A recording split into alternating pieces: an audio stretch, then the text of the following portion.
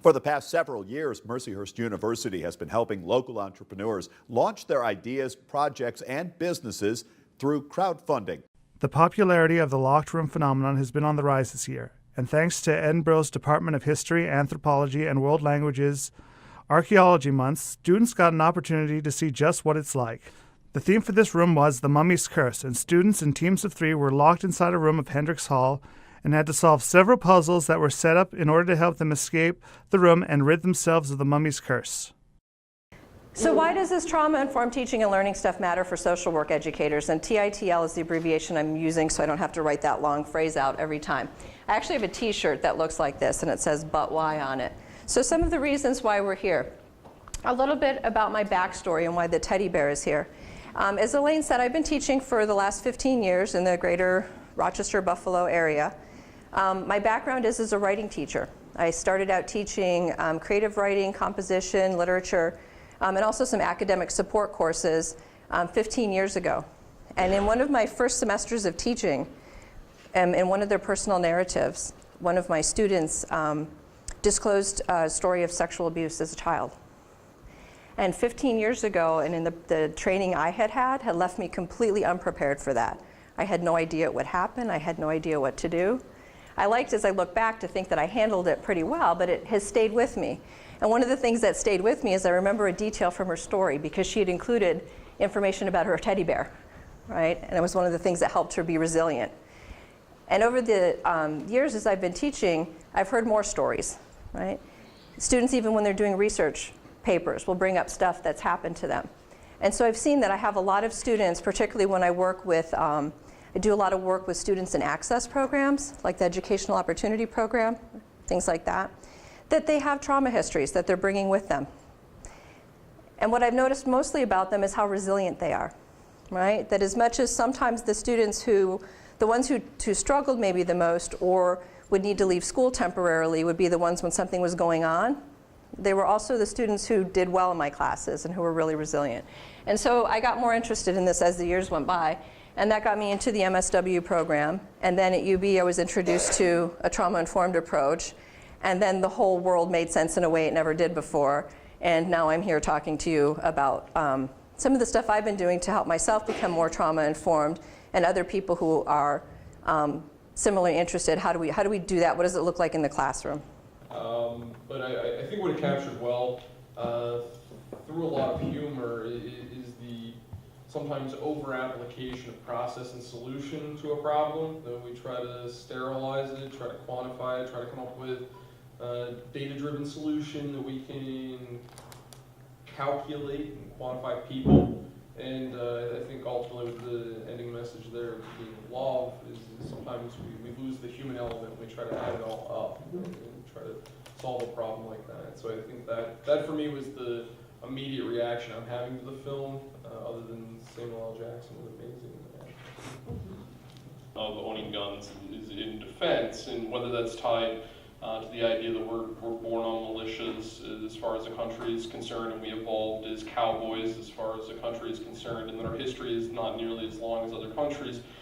We seem to be preoccupied with defending ourselves and using guns to do so, and using guns not necessarily as a recreation, but as a defense mechanism. And I think that's part of what makes this an interesting discussion of when a gun becomes something that we use to defend ourselves and then inevitably take a life. And I think that it becomes a more complicated discussion when somebody says, well, if you're going to outlaw guns and you're going to outlaw bullets because they kill people, you should do the same thing with a car. When I think of intent, what's the intent of a gun? What's the intent of a car? A car is not designed and built to kill somebody. A car is designed as a tool to get us from point A to point B. A gun, we then have to think of what's the definition of a gun and why do we have them? Are these something that we equate to a football where we go out to a field and we toss it around? We use this as a hobby. This is something we just do and pass time with, or is this something that we use to defend ourselves? Is it a weapon? And so it's really a perception issue when it comes down to trying to understand this, and I think have a more mature and adult conversation about what guns mean to Americans. Yeah, I'm 65 years old now, I'll be 66 in a week or so, and I've been a hunter since I was 12 years old. I've also had a concealed weapon permit for over 40 years now, and for 12 years I was a competitive combat pistol shooter.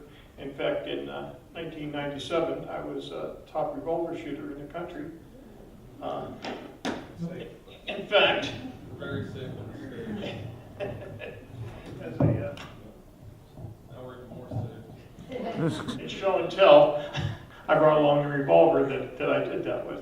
I had a great time with it. It ate up a lot of my spare time and a whole lot of my money.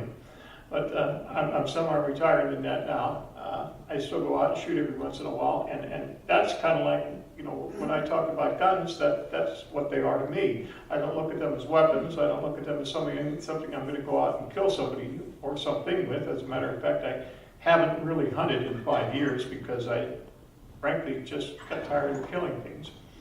But, you know, they're hobby and fun things to me, and they're not tools for killing anybody, although I do carry concealed now and then, and I'm not ashamed of that, and I don't do it out of fear. I just do it because 40 years ago I made a decision to do that, and that's just the way I live.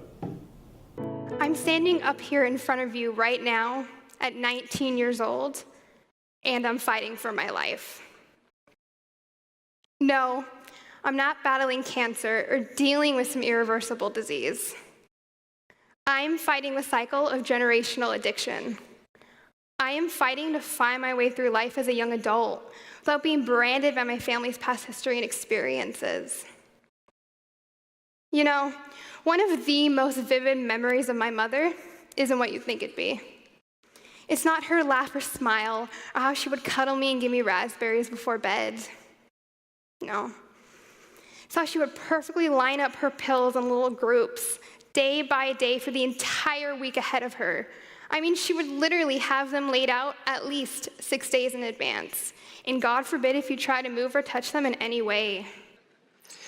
So I started looking for my next great adventure and began making phone calls, first to friends, then to former investors, mentors, and others. And then finally, the startup venture capitalists that I'd met along the way. I talked with colleagues in San Diego and Boston and Redondo Beach and Colorado Springs, and they all wanted to know about the exit. They all wanted to know what my plans were for the next thing I wanted to do. They shared with me what they were doing and if I'd be interested in joining them. And that's when I found Erie. And while it's been less than a year since I've moved here, I've fallen in love with Erie.